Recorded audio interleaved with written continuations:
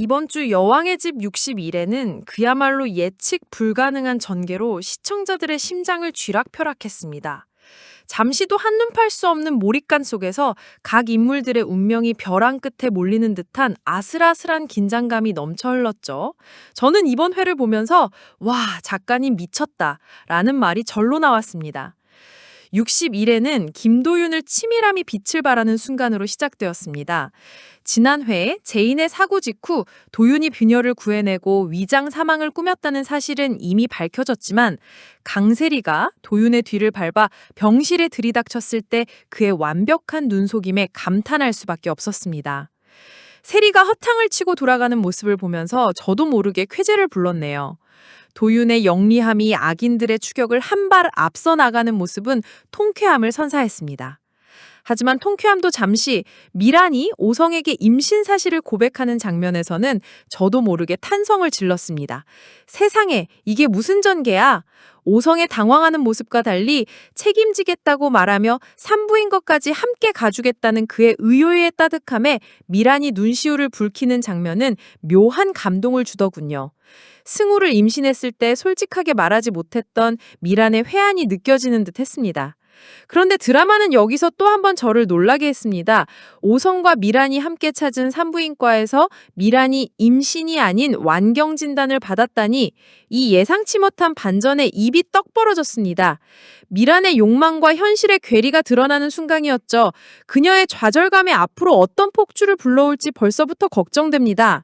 한편 황기찬은 DH홀딩스와 도윤, 오성의 맹공에 그야말로 사면초가에 몰렸습니다.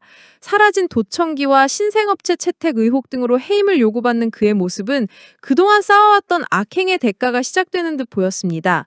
특히 미란이 자신의 편에 서지 않고 DH의 비위를 맞춰주자 황기찬이 격한 분노를 표출한 장면은 인상적이었습니다. 미란이 감히 내 뒤통수를 칠 생각인가? 그의 불안감은 곧 광기로 변할 것임을 예고했습니다. 오성이 한두 번만 더 몰아붙이면 해임할 수 있을 것이라며 만족해하는 모습을 보니 드디어 황기찬의 몰락이 머지않았다는 희망을 품게 되었습니다. 도윤이 다른 비리를 찾아내겠다는 의지를 보이는 것도 복수국에 더욱 박차를 가할 것으로 보입니다. 가장 충격적이고 소름 돋았던 장면은 강세리가 최자영의 치매를 이용해 그녀를 농락하는 순간이었습니다. 윤희가 최자영의 치매 사실을 유경에게 털어놓는 안타까움 속에서 세리는 혼자 있는 자영에게 다가가 제인이 죽었다는 사실을 전하며 무릎을 꿇고 빌면 제인에게 데려다 주겠다고 말합니다. 그리고 자영이 한치의 망설임도 없이 무릎을 꿇고 애원하는 모습은 악인의 추악함을 극명하게 보여주며 저를 분노케 했습니다. 세리의 비웃음 섞인 미소는 정말이지 잊을 수 없을 것 같습니다. 이 장면을 통해 자영의 치매가 단순히 개인의 비극이 아니라 황기찬과 세리의 악행을 폭로할 중요한 도구가 될 수 있음을 다시 한번 깨달았습니다. 그리고 61회의 마지막을 장식한 모두가 기다려왔던 순간, 의식을 찾지 못하고 있던 강재인이 마침내 눈을 뜨게 되었습니다. 이 장면은 시청자들의 마음을 벅차오르게 하며 앞으로 펼쳐질 복수극에 대한 기대감을 최고조로 끌어올렸습니다. 제인의 부활은 단순히 한 인물의 생존을 넘어 정의가 살아 숨쉬고 있다는 것을 알리는 희망의 메시지처럼 60일의 엔딩에서 드디어 눈을 뜬 제인. 하지만 62의 예고는 또 한 번의 충격적인 반전을 예고하며 저를 소름 돋게 만들었습니다. 깨어난 제인이 모든 기억을 잃었다는 소식, 그리고 심지어 황기찬에게 연락해 남편을 보고 싶다고 말한다니. 뭐라고? 기억상실? 그것도 황기찬을 남편으로? 예고를 보면서 제 입이 다물어지지 않았습니다. 제 예상은 이렇습니다. 제인의 기억 상실은 분명 치밀하게 계산된 연극일 것입니다. 도윤과 제인이 짜놓은 고도의 전략인 셈이죠. 자신의 죽음으로 황기찬과 세리를 한번 속였다면 이제 기억을 잃은 제인으로 그들의 가장 약한 부분, 즉 경계심을 완벽하게 허물어뜨릴 것입니다. 황기찬은 기억을 잃은 제인이 자신만을 찾자 잠시나마 죄책감과 함께 알 수 없는 동정심에 사로잡힐 것입니다. 그리고 제인을 집으로 데려오겠다는 그의 말은 제인이 황기찬의 성에 직접 침투하여 그의 모든 비밀을 캐낼 수 있는 절호의 기회를 만들 것입니다.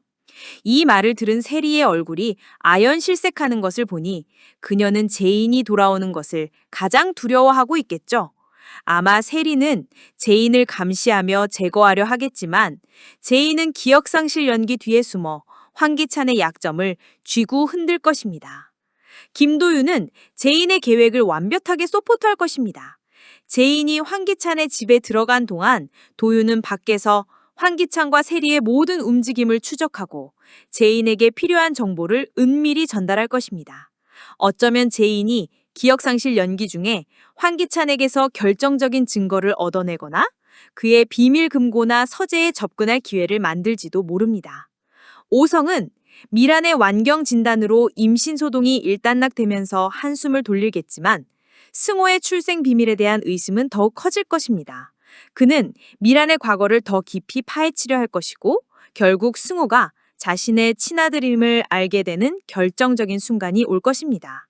윤희는 자영의 치매를 안타까워하면서도 자영의 혼란스러운 증언 속에서 도희의 죽음과 황기찬의 연관성을 명확히 파악하게 될 것입니다. 그녀의 복수심은 황기찬에게로 향하며 제인과 함께 복수의 동지가 될 가능성도 열려 있습니다. 이제 여왕의 집은 본격적으로 악인들을 향한 응징의 시간을 맞이할 것입니다. 기억상실을 가장한 제인의 황기찬 저택 잠입은 그들의 파멸을 알리는 신호탄이 될 것입니다. 황기찬과 세리가 쌓아올린 악의 제국이 어떻게 무너져 내릴지, 그리고 그 과정에서 또 어떤 충격적인 진실들이 드러날지 다음 주가 정말 기다려집니다. 정의는 반드시 승리할 것이라고 믿으며 다음 회를 손꼽아 기다리겠습니다.